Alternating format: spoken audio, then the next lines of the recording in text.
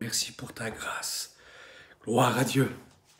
Gloire au Seigneur. Alléluia. C'est encore un plaisir, une joie de pouvoir se retrouver encore cette semaine ensemble pour louer le merveilleux nom de Jésus. J'espère que vous allez bien. Le mois d'août est déjà là. C'est impressionnant comment ça passe vite. Confinement, pas confinement, vacances, pas vacances. Mais toujours est-il que c'est le moment pour louer ensemble le nom de Jésus.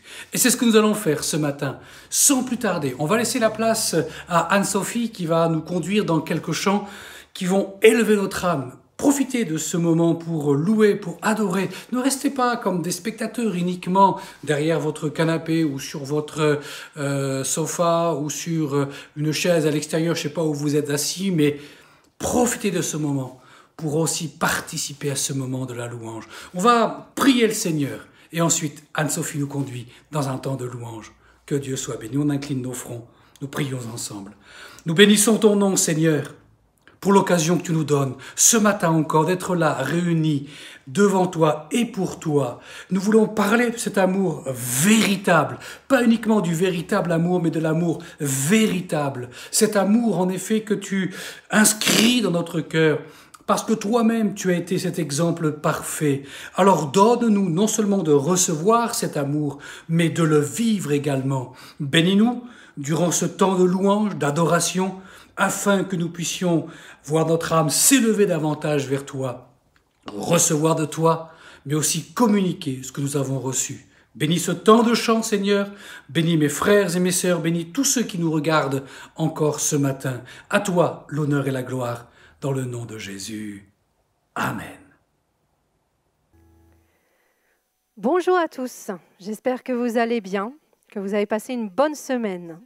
Je vous invite pour ce premier chant qui dit « Dieu est puissant, il est juste et grand, et il peut tout accomplir, il est plus grand que nos pensées, que nos désirs, et il fait de grandes choses. » Alléluia.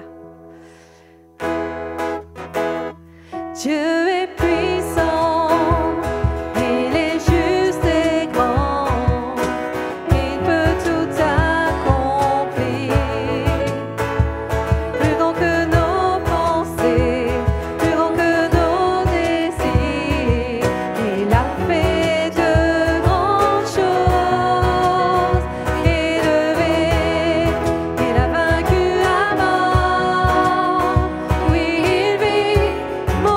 Dieu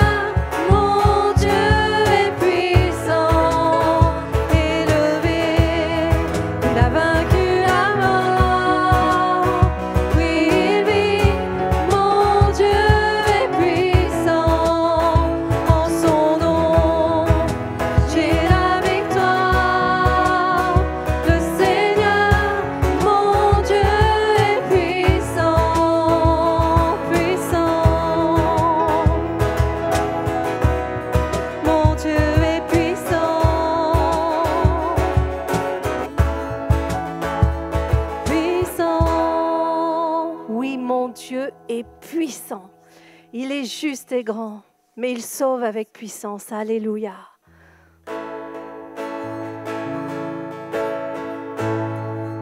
Tous ont besoin d'être aimés, d'un amour sans limite. Que ta grâce coule en moi. Tous ont besoin de pardon, de la bonté d'un sauveur, l'espoir des nations.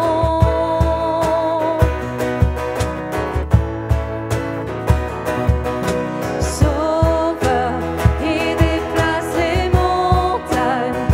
Mon Dieu sauve avec puissance, il sauve avec puissance, pour toujours, créateur du salut. Jésus a vaincu la mort, il a vaincu la mort. Prends-moi tel que je suis, mes peurs et mes échecs.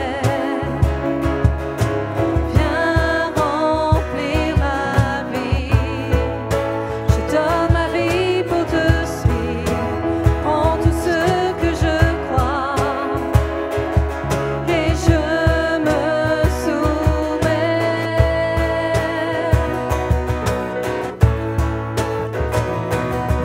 Sauveur, il déplace les montagnes. Mon Dieu sauve avec puissance, il sauve avec puissance, pour toujours, créateur du salut. Jésus a vaincu la mort, il a vaincu la mort. Resplendit pour que le monde voie. Nous chantons pour la gloire du roi ressuscité. Jésus resplendit pour que le monde voie. Nous chantons pour la gloire du roi ressuscité. Sauveur, il déplace les montagnes. Mon Dieu sauve avec puissance, il sauve avec puissance, pour toujours, créateur du salut. Jésus a vaincu la mort, il a vaincu la mort. Sauveur, il déplace les montagnes. Mon Dieu sauve avec puissance, il sauve avec puissance, pour toujours, créateur du salut. Jésus a vaincu la mort, il a vaincu la mort. Alléluia. Oui, tu as vaincu la mort, Seigneur. Oh Jésus, alléluia. Tu es notre Sauveur et notre Seigneur. Et nous t'aimons, Seigneur, de tout notre cœur. Nous voulons te remercier. Merci, Seigneur, car tu es merveilleux. Oui, nul n'est comme toi. Nul n'est semblable à toi, Père éternel.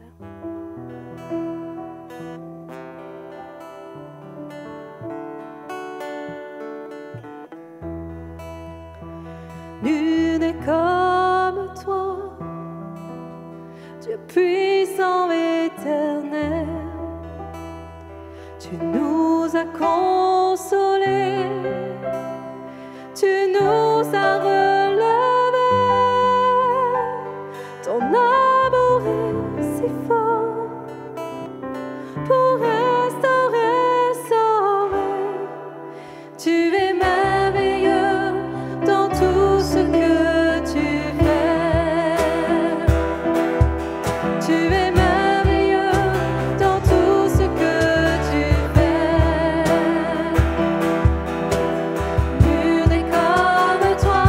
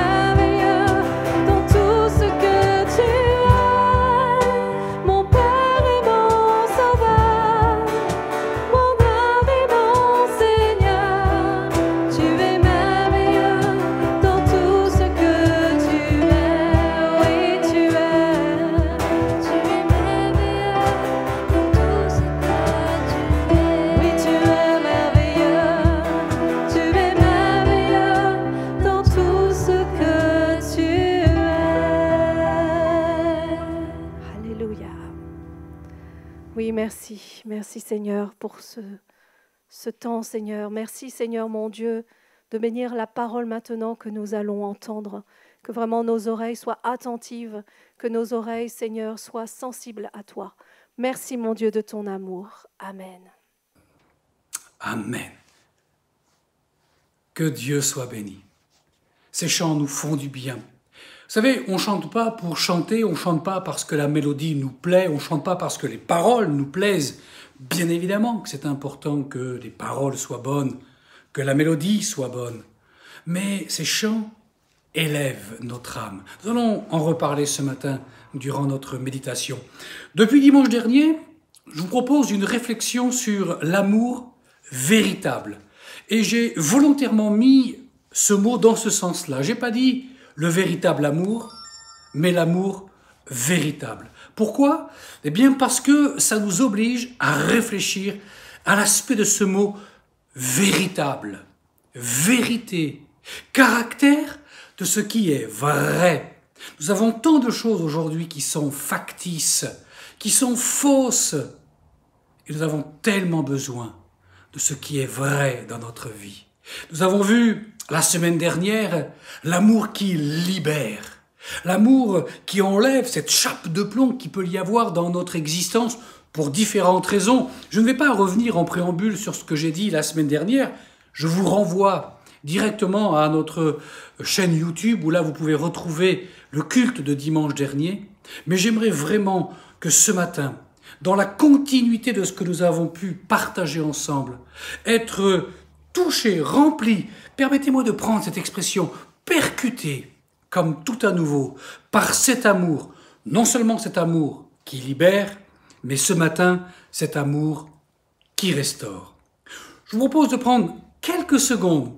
On va afficher le texte de notre lecture, c'est 1 Corinthiens chapitre 13, les versets 8 à 13, dans un temps de silence, de réflexion, et puis ensuite, nous méditerons particulièrement sur le verset 13.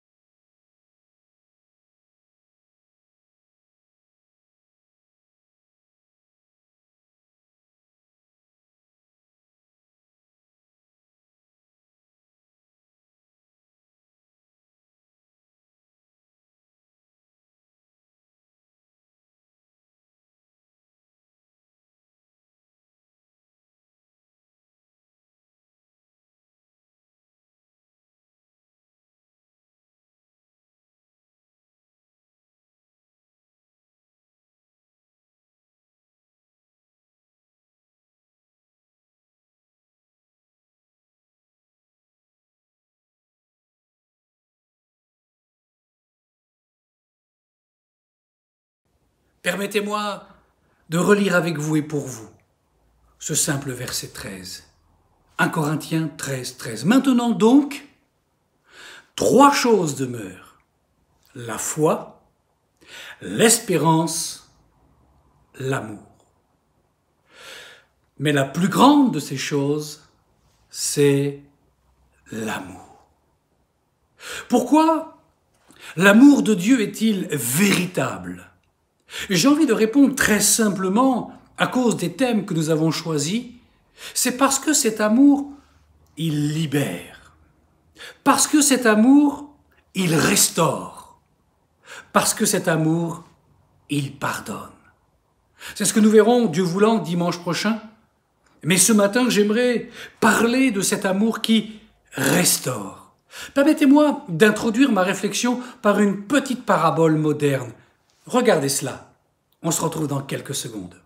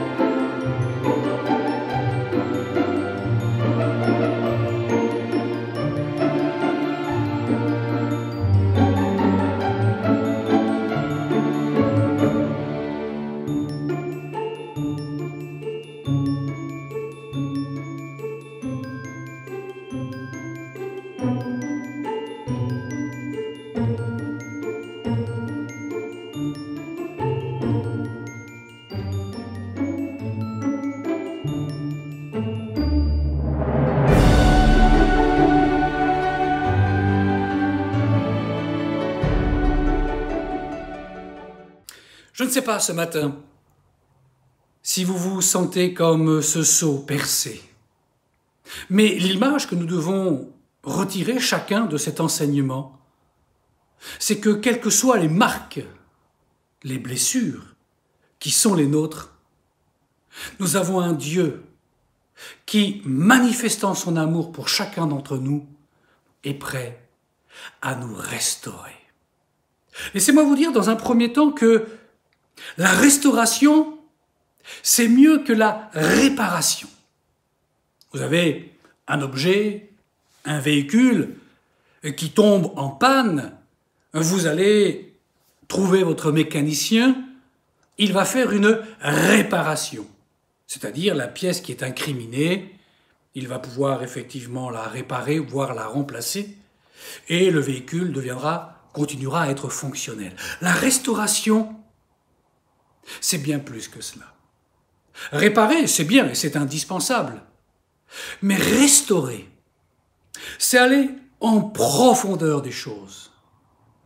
Au-delà de la fonction que l'on rétablit, c'est un ensemble que l'on remet en état de fonctionnement. Pour une bonne restauration, il n'y a pas le choix. Il nous faut repartir de zéro. Disons-le tout de go, c'est une mise à nu. Ce matin, peut-être que le mot restauration, mon frère, ma sœur, vous parle, même vous, amis qui nous écoutez. Cette expression de restauration a un écho dans votre vie, car vous vous sentez comme abîmé, comme cassé, peut-être même comme percé par le seau comme le seau que nous avons évoqué dans cette introduction. Mais ce matin, Dieu veut que je puisse faire un bilan sur ma vie. Pour une bonne restauration, il est parfois nécessaire de remplacer des pièces complètes, mais des pièces qui correspondent parfaitement à l'original. Parce que les pièces, elles ont subi les outrages du temps. Et il y a tant de choses dans la vie du croyant qui font qu'il a laissé le temps peut-être rouillé, brisé, cassé. Nos habitudes, on a toujours fait comme cela. Il n'y a aucune raison de changer. Peut-être que c'est notre motivation qui ne fonctionne plus. Peut-être que c'est tout simplement notre engagement envers Dieu, envers l'Église, envers les croyants et envers ceux que Dieu me met sur mon chemin. On entend souvent des gens qui prient ou qui chantent « Remplis-nous, remplis-moi ». Moi-même, le premier, je chante ces chants. Mais, allez, posons-nous la question. Y a-t-il suffisamment de place dans ma vie pour que Dieu puisse me combler? Si je suis rempli de choses contraires à la parole de Dieu, qu'est-ce que Dieu va m'apporter comme bénédiction? Quelle sera la conséquence de ma prière? Remplis-moi! Dieu pourrait regarder ma vie et me dire, mais comment veux-tu que je te remplisse? Tu es déjà plein. Comment veux-tu que je te restaure? Tu ne me laisses pas faire. Tu n'es pas vrai devant moi. Et pourtant, je te montre ce que c'est que l'amour véritable. Vous connaissez l'histoire de Jacob. Jacob a quitté sa famille et pendant 20 ans, il est allé dans d'autres horizons, sous d'autres horizons, et puis il décide de revenir chez lui. Il se trouve à la frontière du pays d'Israël, et là, près du gué du Jabbok, nous dira le livre de la Genèse, un soir, il fait une rencontre particulière avec l'ange de l'Éternel. S'ensuit un combat entre les deux hommes qui dure toute la nuit. Jacob est un homme qui ne se laisse pas faire, un homme qui a été confronté à des difficultés et qui a été capable de montrer sa force de caractère. Et là, devant l'ange de l'Éternel, il ne veut pas céder. Et pourtant, au petit matin, lorsque le soleil se lève, Il nous est dit que le soleil se levait lorsque Jacob a passé Péniel. C'est le texte du livre de la Genèse, chapitre 32, verset 31. Le soleil se levait lorsqu'il passa Péniel. Jacob boitait de la hanche. Lisez le verset qui précède et vous allez vous apercevoir de ce qui s'est passé. L'ange de l'Éternel lui dit maintenant, laisse-moi aller. Et il lui dit, je ne te laisserai aller que tu m'aies béni. Et en réponse à cette demande de bénédiction, l'ange de l'Éternel le frappe à la hanche. Et c'est pour cela qu'il nous est dit qu'il boitait de la hanche. Et à partir de cette infirmité, Jacob ne sera plus jamais le même. Il avait besoin d'une restauration intérieure. Il avait besoin d'un renouvellement, d'une transformation. Il n'y a que ce combat face à face avec Dieu qui a pu transformer cet homme. N'ayons pas peur. Frères et sœurs, n'ayez pas peur des marques de la restauration. Ils sont une preuve de votre engagement, de votre détermination. Parce que restaurer, c'est quand même garder ses plaies. C'est quand même les avoir et apprendre à vivre avec.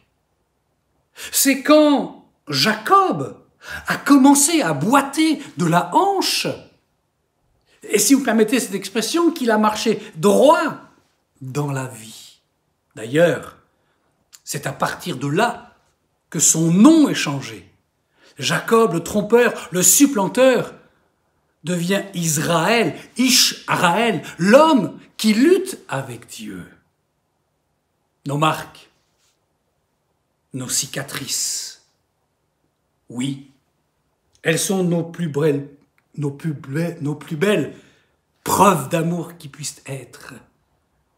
Dans le livre des Proverbes, chapitre 27, verset 6, il nous est dit que les blessures d'un ami prouvent sa fidélité.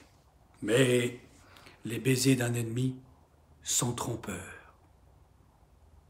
En parlant de marques, de blessures, de cicatrices, nous ne pouvons pas faire autrement, à l'instant présent où je vous parle, de penser à d'autres blessures, à l'exemple suprême dans la personne de Jésus.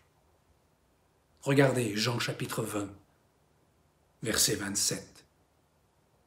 Thomas vient d'entrer dans la pièce et Jésus l'interpelle. Avance ici ton doigt. Regarde mes mains. Avance aussi ta main et mets-la dans mon côté. Et ne sois pas incrédule, mais crois. Les marques laissées par les clous de la croix, les marques laissées par la lance dans le côté de Jésus, les marques laissées par la couronne d'épines enfoncée sur son front, prouvent son amour pour chacun d'entre nous. Alors oui, il peut y avoir des marques dans notre vie, mais ces marques, n'en ayons pas honte, n'en ayons pas peur. Elles sont l'expression d'un Dieu qui continue de nous aimer. Il y a une technique issue du Japon qui consiste à restaurer ce qui a été cassé. Toutes sortes d'objets, des bols, des vases, etc. Ça remonte à très loin. Un shogun, un général de l'armée nippone, un jour avait un bol dans lequel il buvait régulièrement et ce bol se brise. Il décide de le faire réparer, mais la réparation ne lui convient pas, ça fuit de tous les côtés. Alors il demande à ses serviteurs de trouver une solution parce qu'il veut ce bol-là. Alors ils ont eu plein d'idées. Et plutôt que de cacher les marques de cassure, de fêlure, ils les ont mis en exergue. Qu'ont-ils fait?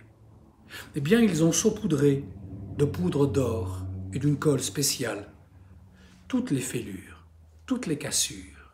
En fait, ils ont redonné plus de valeur à cet objet qu'il n'en avait avant. Et ils lui ont rendu son utilité. C'est une technique qui existe encore aujourd'hui, mais laissez-moi vous dire que Dieu est capable de transcender ce que vous croyez être quelque chose de négatif. Il y a un remède à la restauration. Et laissez-moi vous donner un scoop, peut-être que vous ne le savez pas, mais la meilleure chose que vous ayez à faire quand vous vous sentez effondré, quand vous vous sentez complètement détruit, défait, au bout du rouleau, usé, le scoop, lisez la Bible.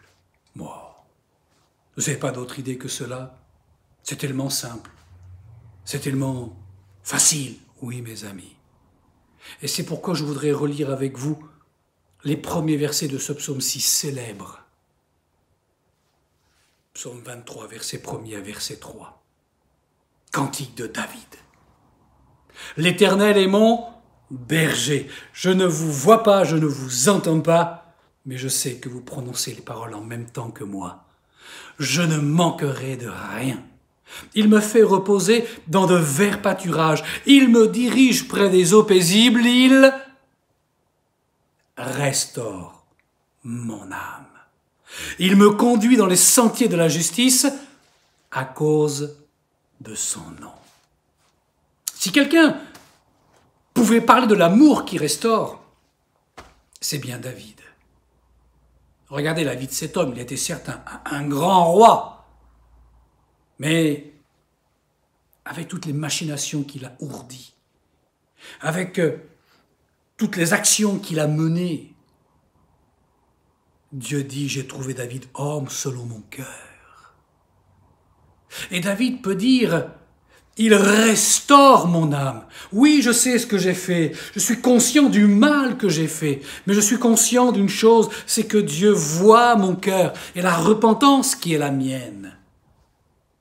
Alors Dieu restaure mon âme. Et ce n'est pas simplement une prière que je formule, c'est une réalité. Tout comme Dieu est capable de restaurer un David, il est capable de vous restaurer ce matin. Alors très simplement pour conclure, permettez-moi de parler à tous les seaux percés. Permettez-moi de m'adresser à tous les vases fêlés, à toutes les vies brisées, à tous ceux qui pensent que parce qu'ils ont des marques dans leur vie, ils ne sont plus utiles à quoi que ce soit. L'amour de Dieu restaure. Lisez la Bible, en fait.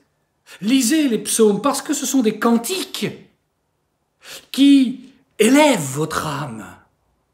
Lisez ce que ces hommes de Dieu ont laissé comme traces suite aux difficultés qui ont été les leurs. Et voyez combien Dieu a été capable de manifester sa grandeur dans leur vie. Asseyez-vous confortablement. Ouvrez votre Bible à la page des psaumes et commencez à les lire, tout doucement. Et vous allez sentir un travail qui se fait en profondeur. Attachez-vous à la lecture de la parole de Dieu. Attachez-vous à la prière. Attachez-vous à votre Église. Laissez-moi vous dire une chose, c'est que aujourd'hui, avec le contexte, c'est très facile de vivre sa vie comme dans un grand supermarché. On choisit ce que l'on veut.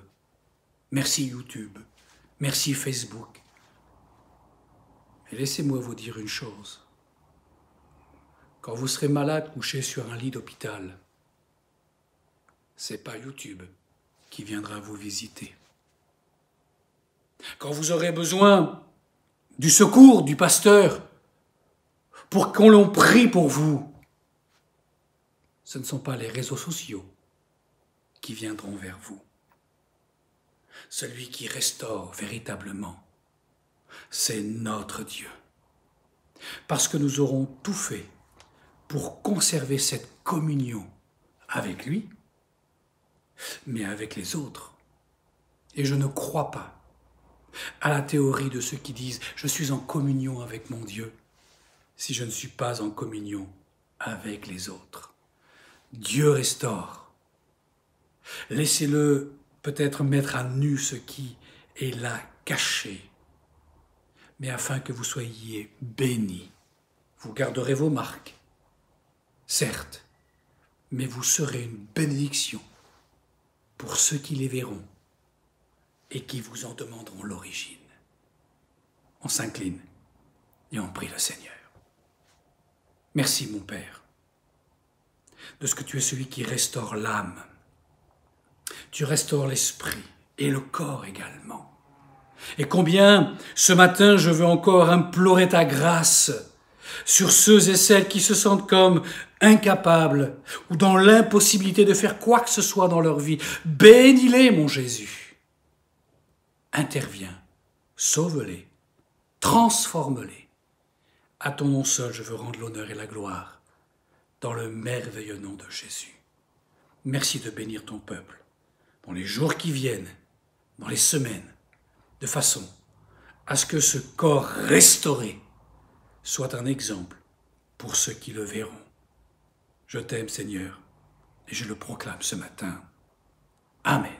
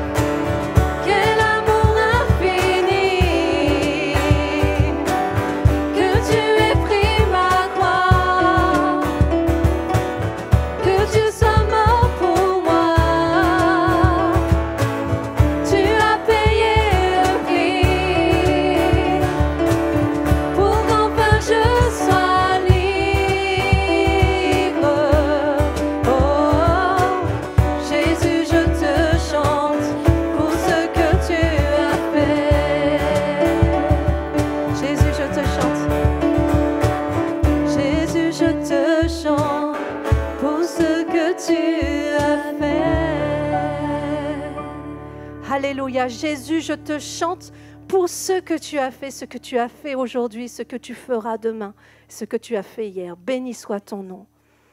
Bon dimanche à chacun et bonne semaine à tous. À la semaine prochaine. Bye bye.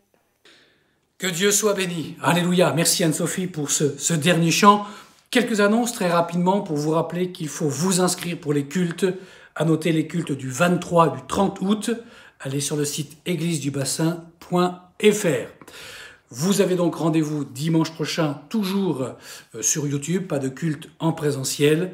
Merci donc de le noter. Notez également que le mardi 11 août, il n'y aura pas le soir de Zoom, comme nous le faisons habituellement. Et puis merci de continuer à prier. Nous arrivons à presque 90% de la somme pour le culte à domicile. Nous avons besoin encore d'un tout petit effort pour pouvoir mettre cela en place, permettre à ceux et celles qui sont privés de cette technologie de pouvoir recevoir chez eux peut-être quelqu'un qui viendra les aider. Pour cela, nous avons besoin d'acheter, renouveler du matériel. Le matériel que nous utilisons, je l'ai dit, c'est le matériel des personnes qui le mettent à disposition. Mais vous comprenez que cela a ses limites. Il faut que l'Église investissent. Vous avez reçu un mail également concernant Viens et Voix. Merci de vous rapprocher de Monique afin que vous puissiez obtenir l'exemplaire de l'ouvrage qui va vous être offert par l'Église et qui permet de soutenir le travail de Viens et Voix. Et puis, merci de penser à nous. Lundi, le 10, ce sera donc le mariage de Marion et d'Alexandre. Si je commence à chercher le nom de mes enfants, ça ne va pas le faire. Donc, merci de prier pour eux. Demain, c'est le grand jour. 14h30 à la mairie. Si vous souhaitez y participer, vous pouvez le faire, mais vous ne pourrez pas être là pour la cérémonie qui aura lieu ici même à 16h. Que Dieu vous bénisse. Passez une excellente semaine. À bientôt.